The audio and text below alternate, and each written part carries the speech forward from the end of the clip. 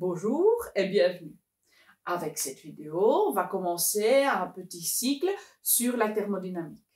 C'est une matière que vous pouvez trouver tout à la fin de votre cours d'énergie, chapitre 2. Alors, commençons directement avec ce que c'est finalement un système thermodynamique. Jusqu'à maintenant, on a étudié deux corps et deux corps qu'on les considérait comme unis. On les considérait comme en fait assimilés à un point, leur centre de gravité, c'est qu'on appelait un corps ponctuel. Ces corps ponctuels avaient son énergie à lui, on a dit que l'énergie est une propriété du corps, et on a vu les différents types d'énergie que ça pourrait avoir.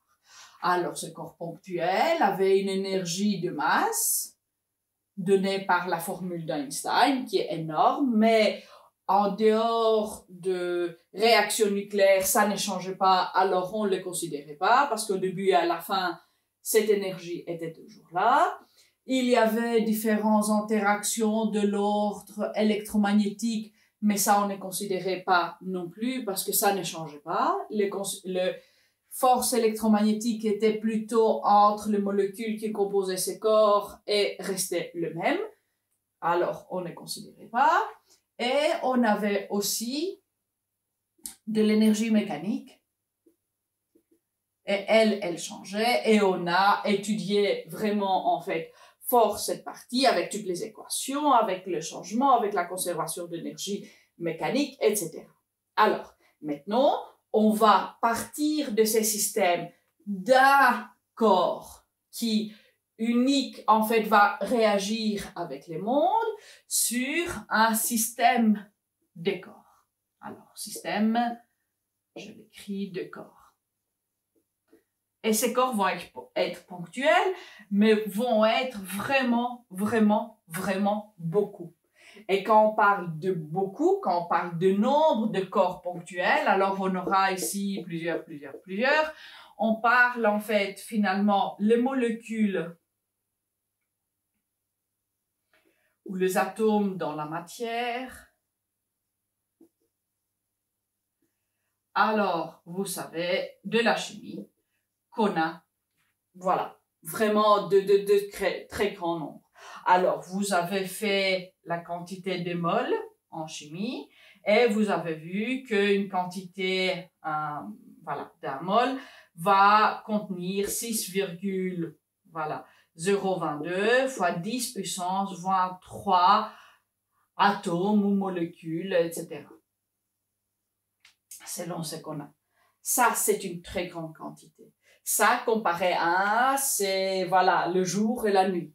Alors, comment est-ce qu'on va faire? Comment est-ce qu'on va étudier un tel système où les interactions vont se passer pas seulement avec l'environnement, alors toutes les interactions dans ce corps se passer avec l'environnement. Maintenant, on a un échange évidemment avec l'environnement, mais on a aussi des échanges internes ici dans les gaz, parce que quand un corps est tout seul, il va pas faire grand-chose. Quand on a plusieurs molécules qui vont toutes bouger, qui vont toutes se cogner avec l'une l'autre, avec les parois, avec des paramètres extérieurs qui vont changer, le système devient directement beaucoup plus compliqué. L'étude de corps par corps, c'est impossible, parce qu'imaginez de faire la conservation d'énergie pour 6,022 fois 10 puissance 23 molécules, vous n'aurez pas vraiment le temps pour le faire dans la vie entière. Et le temps que vous calculez les choses, tout va changer parce que finalement, il y aura une autre molécule qui va se cogner à travers et finalement, tout va changer. Alors, comment est-ce qu'on peut travailler? Comment peut-on sortir de cette situation? Ce qu'on va faire finalement, on va regarder ce qui se passe statistiquement.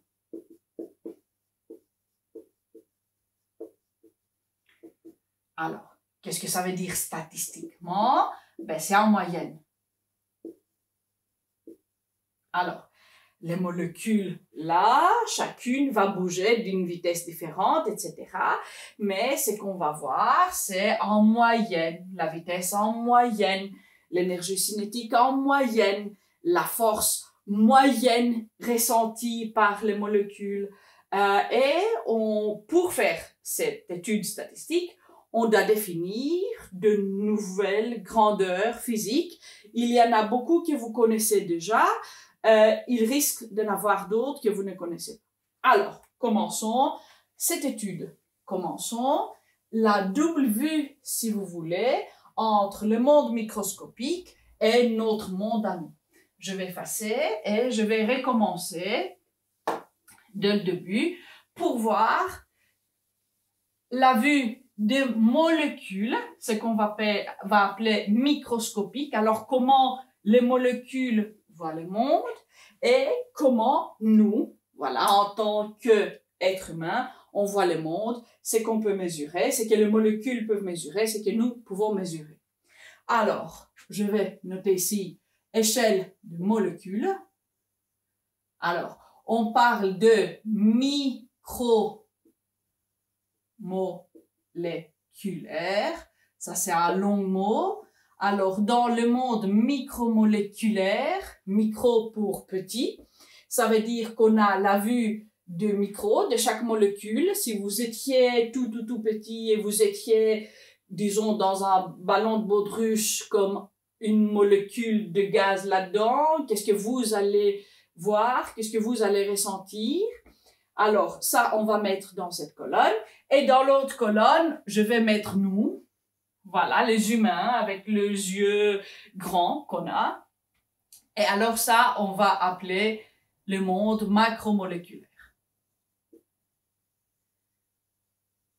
Macro, signifiant pas grand, mais plutôt loin. On met des distances et on regarde le système de loin sans intervenir dans le système. C'est ça, en fait, pourquoi on utilise macro et pas mégalo, qui est le contraire de micro, qui est l'écran. Alors, commençons par l'énergie. Alors, l'énergie, les molécules vont savoir leur énergie de masse. Ok? Chaque molécule a une masse que nous, on peut mesurer de nouveau en pesant en fait plusieurs et en divisant par le nombre à travers le numéro d'Avogadro qui, voilà, nous a ouvert vraiment de très grandes opportunités pour la chimie, mais aussi la physique. Et alors, on peut calculer de deux côtés. Maintenant, l'énergie de masse, ces fameux m fois c au carré, ça ne va pas nous être bien utile parce que en thermodynamique, en ce qu'on va étudier, ceci va rester le même tout à travers. Alors, il n'y aura pas d'échange, pas de différence, tout reste le même, on s'en fout. Alors, autre chose qu'on peut voir, ce sont les interactions de l'ordre électromagnétique. Alors, qu'est-ce que c'est que ça? Ce sont les forces électrostatiques entre les charges qui vont composer les atomes, qui sont même à l'intérieur des atomes, dans le noyau, dans en fait les interactions entre le noyau et atomes, et électrons, et atomes, autres atomes, etc., etc. Maintenant, ça, les molécules vont ressentir. Nous n'avons pas vraiment, en fait, l'outil pour tout mesurer, mais comme ça ne change pas à travers, ou on considère que ça ne change pas, finalement, on dit, voilà, pas vraiment mesurable.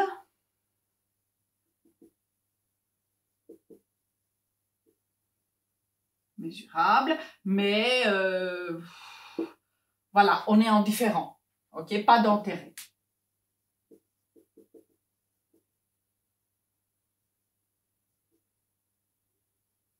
Ok. Alors, que d'autre est-ce qu'on a? On a l'énergie mécanique dont on a parlé. Alors, les micromolécules, les molécules eux-mêmes, vont comprendre leur énergie cinétique. Parce que eux, ils connaissent leur vitesse, ils connaissent leur masse, ils connaissent la vitesse, alors ils connaissent leur énergie cinétique. Nous ne pouvons pas mesurer l'énergie cinétique. Pour faire ça, on devrait voir chacune des molécules dans un gaz qu'on ne le voit pas vraiment et puis mesurer sa vitesse à tout moment, et on a, voilà, 10 puissance 23 molécules, alors c'est impossible. Mais ce que nous, on voit, qu'on mesure, c'est quelque chose qu'on appelle température. Maintenant, vous connaissez ce que c'est la température sans connaître.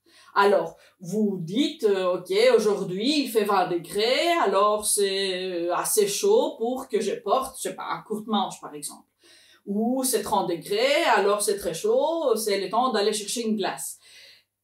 Mais finalement, vous ne savez pas ce que c'est la température. Finalement, en fait, c'est que nous, on définit température et on mesure en degrés Celsius et c'est qu'on va tantôt en Kelvin. C'est finalement une mesure statistique de l'énergie cinétique des atomes. Alors, de quelle énergie cinétique? De l'énergie cinétique, pas du tout de chacune des molécules, de l'énergie cinétique moyenne. Alors, la grandeur statistique qu'on va utiliser pour mesurer l'énergie cinétique moyenne, finalement, c'est la température. On va utiliser notre thermomètre. Avec l'énergie cinétique, il y a l'énergie cinétique moyenne des molécules et il y a aussi l'énergie cinétique totale. Alors, si on fait la somme de toutes les énergies cinétiques de toutes les molécules qui vont composer un système thermodynamique. Ça, c'est une forme d'énergie qui va donner ce qu'on appelle l'énergie thermique.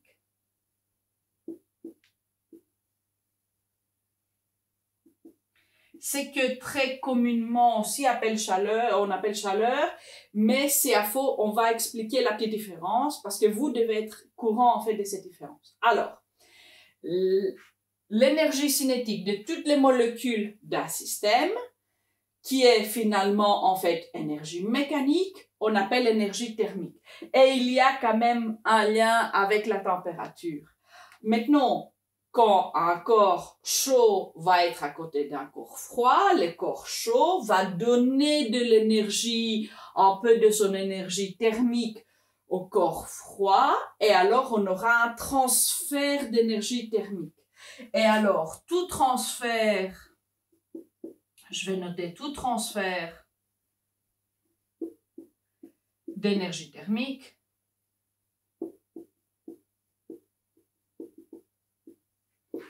on appelle chaleur.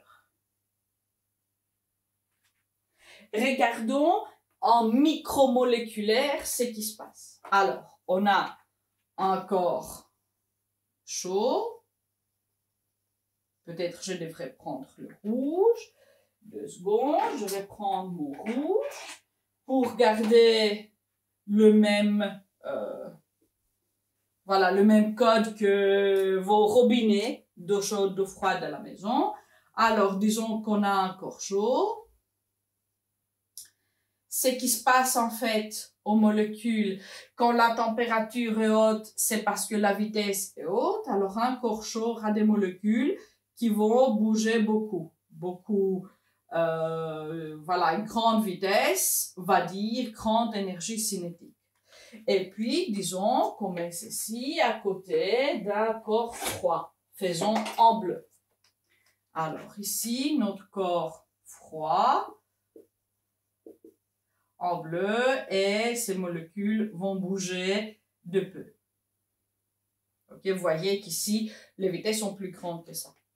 Alors, quand les molécules d'un corps vont se cogner, parce que voilà, ça bouge, ça cogne, vont cogner les molécules de froid, finalement, ça va donner aux 2 corps 2 molécules qui vont bouger d'une vitesse moyenne. Alors, cette vitesse est plus grande que celle-ci et plus petite que celle-ci. Alors, qu'est-ce qui s'est passé? De l'énergie cinétique, finalement, a été donnée par le corps chaud au corps froid. Cette énergie cinétique qui est partie d'un corps pour aller à l'autre, on appelle la chaleur. Maintenant, ça peut se faire par, toucher. Alors, les molécules peuvent se cogner physiquement, mais ça peut se passer avec d'autres façons, d'autres manières, pardon. Mais ça va être la matière de la 6e. Je les laisse pour plus tard. Alors, la chaleur, je répète, c'est le change en énergie, tandis que l'énergie thermique, c'est l'énergie d'un corps liée au mouvement de ces molécules et finalement, à travers le mouvement de ces molécules, à sa température. Alors, je vais effacer. Et on va continuer. Alors, on a parlé énergie cinétique. Alors, l'énergie cinétique, finalement, va être liée à la température. C'est quelque chose, en fait, c'est une mesure statistique très importante. Il y a une autre mesure statistique que vous connaissez déjà, vous avez travaillé déjà, mais ça va donner quelque chose de spécifique dans le monde micromoléculaire. Alors, cette grandeur statistique, c'est la pression. Vous avez parlé, en 3e, vous avez fort parlé de la pression dans des liquides, dans des gaz, etc., de la pression atmosphérique, vous avez même fait les calculs. Mais finalement, en fait, ça, c'est une grandeur statistique qui va donner dans un système thermodynamique, finalement, les interactions de l'ordre, interaction S, de l'ordre énergie potentielle. Maintenant, on ne sépare pas gravifique, etc. Il s'agit de différentes formes d'énergie potentielle, de différentes interactions qui vont se passer à la fois entre les molécules,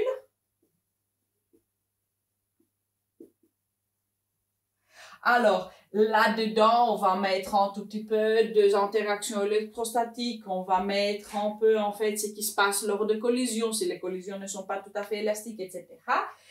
Et toutes les forces, alors énergie potentielle, vous savez que c'est toujours lié avec une force. Énergie potentielle gravifique, force de gravitation. Énergie potentielle élastique, force du ressort. Ben, il y a différentes formes d'énergie potentielle qui ont à faire avec les forces, soit électromagnétiques, soit en fait autres qui se génèrent dans les molécules. Alors, ça, ces forces vont être entre les molécules, mais aussi avec les parois. Plus avec les parois. Pourquoi parois? Parce qu'en thermodynamique, la plupart du temps, on va étudier du gaz et des gaz qui sont confinés, comme nous, en fait, en cette époque-là, mais qui sont confinés dans un ballon, dans un récipient qui soit peut changer ou pas de volume, qui peut changer ou pas de pression, qui peut changer ou pas de température. Et à chaque fois, on verra finalement une à une les paramètres qui vont finalement changer et comment le gaz va changer à travers ces changements. Alors, j'ai rempli le tableau, mais il me reste encore un point finalement à ajouter. C'est que les molécules vont voir l'espace personnel de chaque molécule. Qu'est-ce que c'est l'espace personnel? Ben, ça a le corps. Mon corps, c'est mon espace personnel. Mais un tout petit peu autour où j'ai des interactions. Maintenant, nous, on peut pas mesurer vraiment cet espace d'interaction, disons, la bulle de chaque molécule, même si on pourrait connaître, en fait, voilà, son volume, ce n'est pas vraiment exactement ça. Alors, ce que je vais noter là, c'est que les molécules vont voir leur espace perso. Mais nous, on peut pas mesurer ça pour chaque molécule, mais c'est que nous, on peut mesurer, de nouveau, statistiquement, finalement, une grandeur, c'est le volume. Alors, nous, on connaît pas exactement combien d'espace chaque molécule va prendre dans du total, mais on sait finalement que toutes les molécules du gaz vont prendre autant de volume. Alors, maintenant, un tout petit peu mettons les unités dans le système international, parce qu'on va parler de ça. Alors, la température, vous la connaissez en degrés Celsius. Maintenant, dans le système international, on va passer à Kelvin. Je vais vous montrer tantôt comment changer. Énergie thermique, c'est une énergie, alors ça se mesure en joules. La chaleur aussi, parce que c'est un transfert d'énergie. La pression va se mesurer en pascal. Et un pascal, c'est un newton par mètre carré. Et le volume, ce n'est pas en litres comme vous faites en chimie. Ici, c'est absolument et nécessairement en mètres cubes. On va faire des exercices avec une conversion pour que vous soyez à l'aise pour convertir très souvent, comme on a, le volume en mètres cubes. Alors, résumons, il y a le monde micromoléculaire, il y a le monde macromoléculaire. En thermodynamique, on va étudier le monde micromoléculaire. Mais étudiant chaque molécule une par une, ce n'est pas une option, ça se passe pas. Alors, ce qu'on doit faire, on doit les étudier de l'extérieur, de loin, pour ne pas intervenir, pour ne pas interférer, pour ne pas interagir, pour ne pas changer notre système thermodynamique. On doit prendre distance, macro, de loin. Et alors, ce qu'on regarde, c'est la température, on regarde l'énergie thermique, on regarde la pression et on regarde le volume. La matière de cette année-ci va lier la température, la pression et le volume avec un tout petit peu, des considérations énergétiques. On ne va pas aller trop profondément parce que ça, c'est plutôt la matière de la 6e. Alors, pour le moment, je vous dis au revoir et à une prochaine vidéo. Ciao!